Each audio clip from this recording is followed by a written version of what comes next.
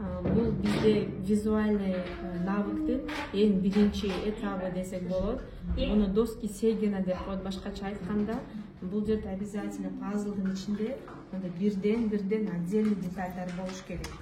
Эгерде ушул пазлды биз муну чогулта албаган балага үйрөтсөк, терапия боюнча биз безошибочный обученияны колдонуп, балага колуна беребиз. Баланын колу менен туура жерге коюшубуз керек. Ушунун бардыгына биз жардам беребиз. Бул жака биз тап деген инструкция беребиз. Мисалы тап баланын колу менен коебуз. Тап баланын колу менен коебуз. Бир нече жолу ушинтип иштейбиз. Бала өзү коюп баштагандан кийин биз колубузду подсказканы азайтабыз.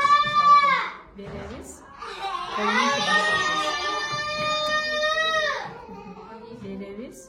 Колун бул жактан алып келебиз. Дагы мынтип баштаганда жакшы жасап калса, кийин көйнөгү мынтип көрсөтөбүз.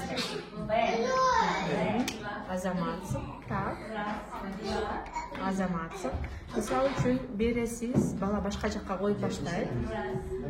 Алып келесиз, кайра коесуз. Кийинкисинде дароо жардам бересиз.